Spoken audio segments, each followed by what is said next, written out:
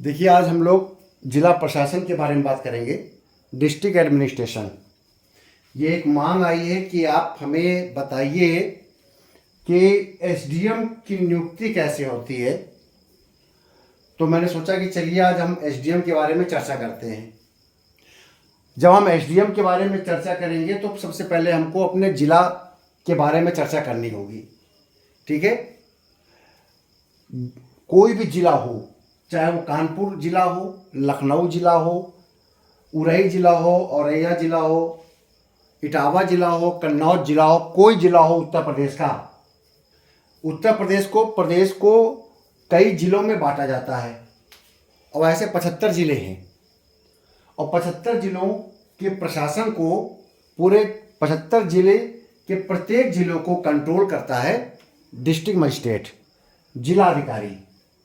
ठीक है, तो जिलाधिकारी सीधे कोई नहीं बनता है बल्कि प्रमोशन से बनता है। प्रमोशन कहाँ से प्रारंभ होती है, नौकरी कहाँ से प्रारंभ होती है? नौकरी प्रारंभ होती है एसडीएम से। जो अधिकारी जिला मजिस्ट्रेट बनेगा, डीएम बनेगा, उसे सबसे पहले एसडीएम बनना पड़ेगा, उसके बाद ही वो डीएम बनेगा। तो अब आता है, हम शुरू करते हैं एसडीएम से। आप देखिए, आपके सामने स्क्रीन में एसडीएम को नीले घेरे से हमने घेर रखा है और जिसमें हम लिखा है उप जिला कलेक्टर, सब डिवीजन मजिस्ट्रेट और कहीं कहीं एसडीओ भी बोलते हैं। इनको कई नामों से जानते हैं, या सब डिस्ट्रिक्ट कलेक्टर बोलते हैं, सब डिविजनल मजिस्ट्रेट बोलते हैं और कहीं कहीं सब डिविजनल ऑफिसर बोलते हैं। ठीक, और उसके नीचे हमने तहसीलदार, नायब तहसीलदार, कानूनगो और लेखपाल, इन 4 अधिकारियों को हमने काले बॉक्स में कर रखा है। तो 3 बॉक्स बने हैं। सबसे निचले बॉक्स में 4 अधिकारी हैं, उसके ऊपर 1 अधिकारी है, उसके ऊपर 1 अधिकारी है। इससे पूरा जिले का नीचे से ऊपर तक प्रशासन चलता है। गांव का मालिक लेखपाल पटवारी होता है। परगने का मालिक, जो कि कई गांवों से मिलकर बनता है, कभी कभी हम लोग न्याय पंचायत भी कहते हैं। कई गांव से मिलकर जो परगना बनता है, सर्किल बनता है, उसका मालिक कानूनगो होता है। कानूनगो के अंडर में लेखपाल काम करता है। ठीक है, और कानूनगो का बॉस होता है नायब तहसीलदार। नायब तहसीलदार तहसील में बैठता है और नायब तहसीलदार का बॉस होता है तहसीलदार, या भी तहसील में बैठता है। तहसील का मालिक तहसीलदार होता है। एक तहसील में 1 से ज़्यादा नायब तहसीलदार काम करते हैं और वहाँ पर 1 तहसीलदार होगा। और एक तहसील का सब डिवीज़न हो सकता है या 1 से ज़्यादा तहसील मिलाकर एक सब डिवीज़न बनता है, जिसका मालिक होता है sub divisional magistrate, SDM. SDM के अंडर में 1 तहसील या 1 से ज़्यादा तहसील हो सकती है, उनको वो कंट्रोल करता है, तहसील का मालिक होता है। और ज़िले में 7-8 तहसीलें होती हैं। इन तहसीलों को मिलाकर एक पूरा ज़िला बनता है। अब आप लोग जिस ज़िले में रहते हैं उस ज़िले में पढ़िए और देखिए कि वहाँ कितनी तहसीलें हैं। जितनी तहसीलें होंगी उस ज़िले में, उतने तहसीलदार होंगे। और ये ज़रूरी नहीं कि उतने एसडीएम भी हों, क्योंकि 1 या 2 तहसीलों को मिलाकर एक सब डिवीज़न बना देते हैं। ये तहसील का बड़ा भाग होता है, इसका क्षेत्रफल ज़्यादा होता है, उसका मालिक एसडीएम होता है। देखिए, एसडीएम के सामने मैंने बगल में लिखा है पीसीएस। एसडीएम हमेशा पीसीएस अधिकारी होता है, प्रोविंशियल सिविल सर्विसेज। और जब एसडीएम प्रमोट होता है तो वो जिला कलेक्टर बन जाता है, जिला मजिस्ट्रेट बन जाता है, जिला अधिकारी बन जाता है। आपने नाम सुना है ना, डिस्ट्रिक्ट मजिस्ट्रेट बोलते हैं और जिला मजिस्ट्रेट कहते हैं, जिला अधिकारी भी कहते हैं उसको, और जिला कलेक्टर भी कहते हैं। अब आप सोचेंगे कि 3 नाम कैसे अलग अलग हो सकते हैं। कि आप उसको जिला कलेक्टर भी कह दो, जिला मजिस्ट्रेट भी कह दो और डिस्ट्रिक्ट अफसर भी कह दो, ऐसा कैसे हो सकता है? ये आईएएस होता है। तो इसके बारे में भी बताऊंगा कि उसको हम 3 नाम से क्यों जानते हैं और ये पद इतना महत्वपूर्ण क्यों होता है। लेकिन सबसे पहले बता दूं, जब कोई भी अभ्यर्थी, जब कोई भी बच्चा पीसीएस की तैयारी करता है, तो जब उसको कहता है कि मैं पीसीएस में चयनित हुआ हूं, तो जो व्यक्ति पीसीएस में चयनित होता है तो वो एसडीएम बनता है, सब डिविजनल मजिस्ट्रेट। सबसे पहला पद है। अगर जब वो भर्ती होगा नौकरी में तो सब डिविजनल मजिस्ट्रेट बनेगा और वो अपने किसी जिले के 1 या 1 से ज़्यादा तहसील का मालिक होगा। 2 या 3 तहसीलों का मालिक हो सकता है वो, या 1 तहसील का मालिक हो सकता है, उसको हम सब डिवीज़न कहते हैं। और उसके अंडर में तहसीलदार काम करेगा, नायब तहसीलदार काम करेंगे, कानूनगो काम करेंगे और ढेर सारे लेखपाल काम करेंगे।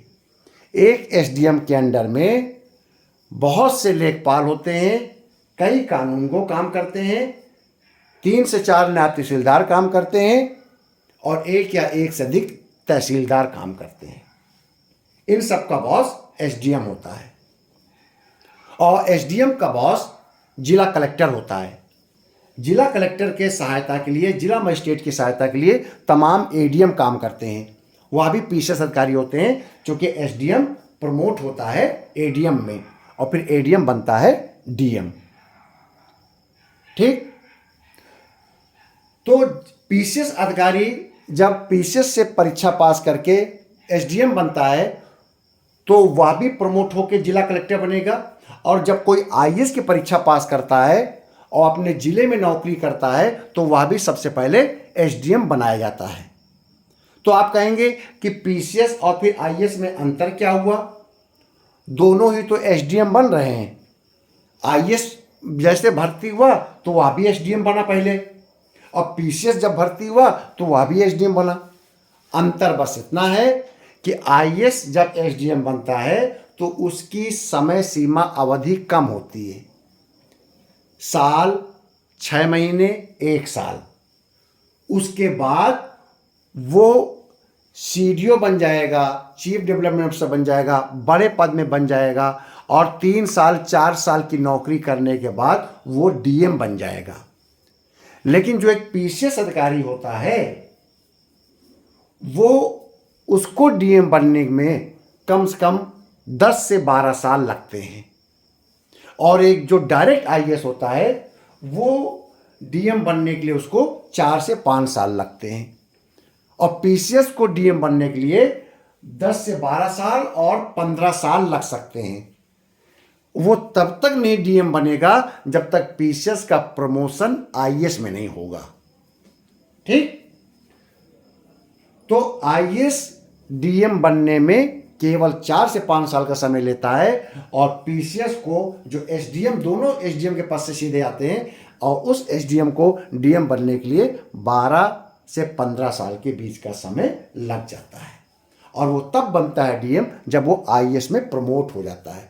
और आईएएस तो डायरेक्ट आईएएस आया ही है, तो हमेशा आईएएस पीसीएस को सुपरवाइज करता है, हमेशा बॉस होता है आईएएस। आईएएस ही मालिक रहेगा पीसीएस का। ठीक, और एसडीएम के नीचे तहसीलदार काम करते हैं, नायब तहसीलदार। अब हम आते हैं इस बात पर कि आखिरकार हम इनको DM, district magistrate, district collector या एसडीएम और एसडीओ क्यों कहते हैं, अलग अलग नाम से क्यों जानते हैं। देखिए, ये पद बहुत ही लाइमलाइट का पद होता है। हर आदमी बड़ा सम्मान की निगाह से देखते हैं इस पद को। इसलिए देखते हैं कि इनके पास काम की वैरायटी है, ये हर क्षेत्र में इनका इन्वॉल्वमेंट है। ये अंग्रेजों के समय से ये जिले पर प्रशासन करते आए हैं। अब देखिए, जब एसडीएम या डीएम रेवेन्यू को कलेक्ट करता है, जैसे कि भू राजस्व की कलेक्शन करता है, जब आबकारी शुल्क वसूलता है, जब वो इंटरटेनमेंट शुल्क वसूलता है, जब वो जीएसटी वसूलता है, जब ये विभिन्न प्रकार के करों को एकत्र करता है। अंग्रेजों के ज़माने में भू राजस्व इकट्ठा किया जाता था ना, अंग्रेज किसानों से लेते थे भू राजस्व, आपसे भी भू राजस्व लिया जाता है। तो जब इस काम को डीएम और एसडीएम करते हैं, एसडीएम इस काम करता है तहसील में और डीएम साहब इस काम करते हैं अपने पूरे ज़िले में, तब वो जिला कलेक्टर या वो एसडीएम जो है सब डिवीज़न कलेक्टर के रूप में काम करता है। और जब यही डीएम और एसडीएम न्यायालय में बैठकर सुनवाई करते हैं, लॉ एंड ऑर्डर सुनवाई करते हैं, जब देखते हैं कहीं दंगा तो नहीं होने वाला है, किसी प्रकार की कोई मेला या ठेला या किसी जुलूस में कोई उपद्रव तो नहीं होने वाला है, या जब वो देखते हैं कि होली में या किसी धार्मिक मेलों में, धार्मिक जुलूसों में किसी प्रकार का न्यूसेंस तो नहीं पैदा होने वाला है, तब ये उस समय मजिस्ट्रेट का रूप धारण कर लेते हैं। इनमें कानून को संचालित करने का अधिकार मिल जाता है। इनको सीआरपीसी के अंतर्गत शांति व्यवस्था बनाए रखने के लिए इनको मजिस्ट्रेट का रूप दिया जाता है। ये जज के रूप में काम करने लगते हैं और इनका न्यायालय होता है। जब तहसीलदार के रूप में और एसडीएम के रूप में हर तहसील में एक न्यायालय है और ये भू राजस्व संबंधी सुनवाई करते हैं। जो भी जमीन का विवाद होता है तो एसडीएम के कोर्ट में या नायब तहसीलदार के कोर्ट में सुनवाई होती है, तब इनके पास मजिस्ट्रियल पावर होती है।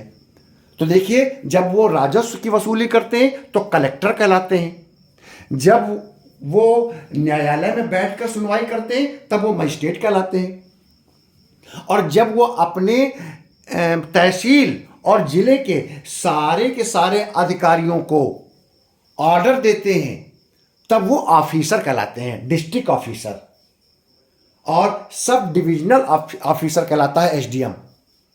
अब वो अधिकारी कौन कौन है जिनको वो ऑर्डर देता है? जिला कलेक्टर ऑर्डर देता है जिले के सारे अधिकारियों को।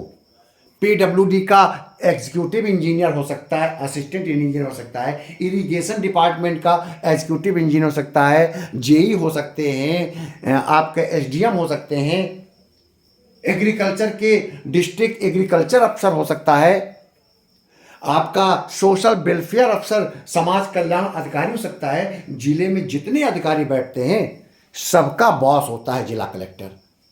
ऐसे ही तहसील में जितने अधिकारी बैठते हैं हर विभाग के, उनका सबका बॉस होता है एसडीएम।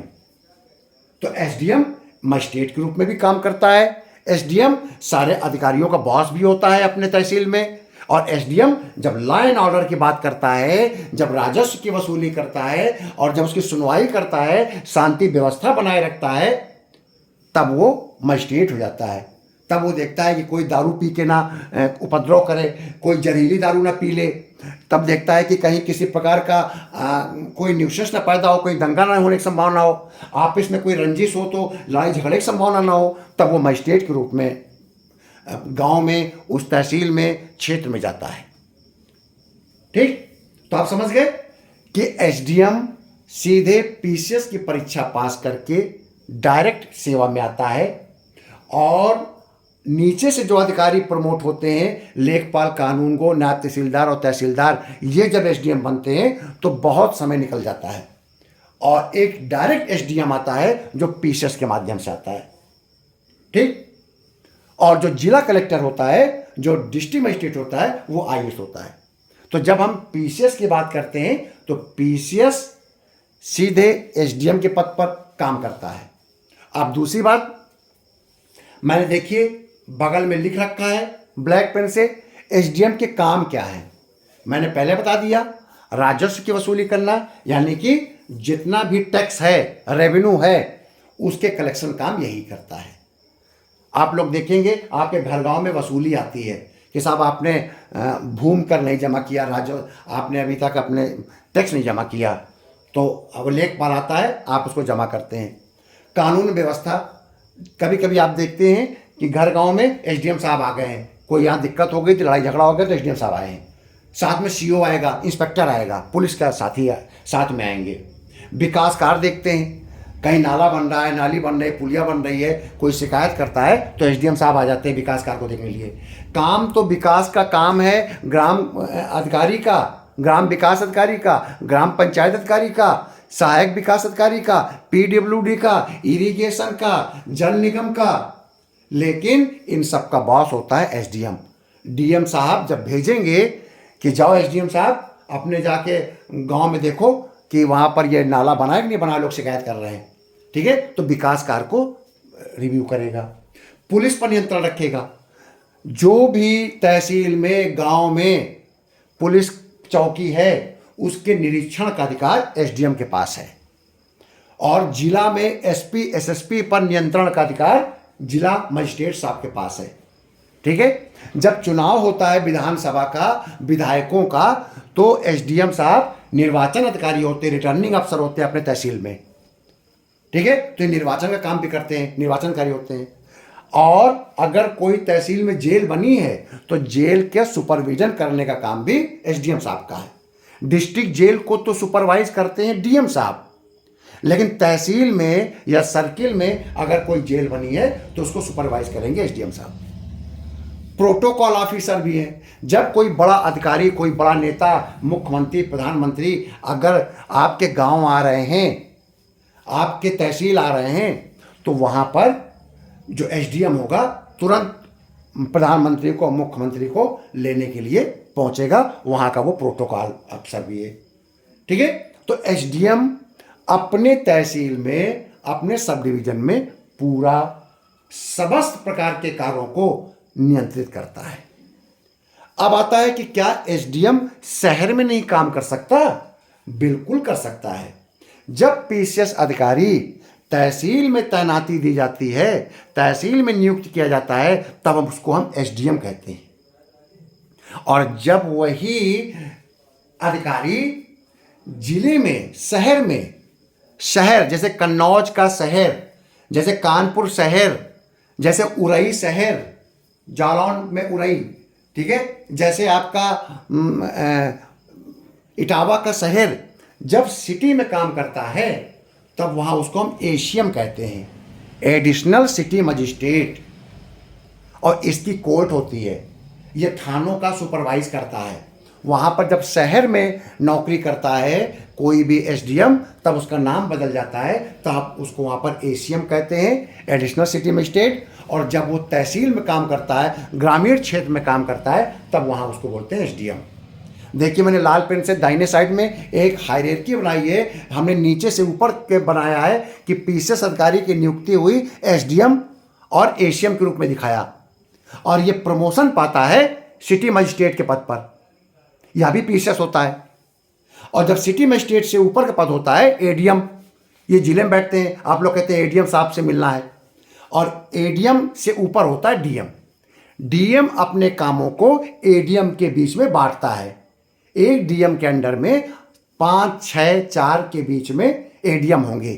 कोई एडीएम प्रशासन देखेगा, कोई एडीएम आपका प्रोटोकॉल देखेगा, कोई एडीएम वित्त देखेगा, कोई एडीएम आपका न्याय देखेगा। इस प्रकार से एडीएम के कामों को बांटता है डीएम साहब, ठीक है। और डीएम हमेशा आईएएस होगा। कोई भी पीसीएस जब तक आईएएस के पद पर प्रमोट नहीं होगा तब तक वो डीएम नहीं बनेगा। पीसीएस हमेशा एडीएम तक ही रहेंगे, या एडीएम के बराबर का कोई पद होगा तो रहेगा। डीएम तभी बनेगा जब उसके नाम के आगे लिख जाएगा आईएएस, प्रमोशन हो जाएगा उसका। और या वो डायरेक्ट बन के आएगा आईएएस। तो जब डायरेक्ट बन के आएगा, आपको पहले बता चुका हूं, तब वो 4 से 5 साल में डीएम बन जाएगा। और पीसीएस अधिकारी को डीएम बनने के लिए 10 से 15 साल लगते हैं, ठीक। तो आप मेरी इस बात को समझ गए कि पीसीएस में एसडीएम की नियुक्ति होती है और कैसे एसडीएम अपने काम करता है। और एसडीएम का बॉस डीएम होता है। डीएम के वही काम है जो एसडीएम का काम अपने तहसील में है, और डीएम का काम जिले में है। दोनों के काम समान हैं। एसडीएम अपने तहसील का मालिक है डीएम की तरह, और डीएम अपने जिले का मालिक है, ठीक है। तो आप बात ये समझ में आ गई। अगर आपको बात समझ में ना आई हो तो आप मुझको कमेंट्स करिए और आप मुझको पूछिए, उसको मैं अगले वीडियो में और विस्तार से एक्सप्लेन करूँगा। धन्यवाद।